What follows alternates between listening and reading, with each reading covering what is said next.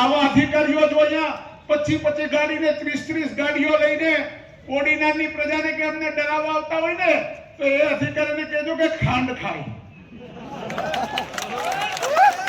હજી પણ નથી કઈ થયું નથી ને હજી પણ નથી થાય કરી દે.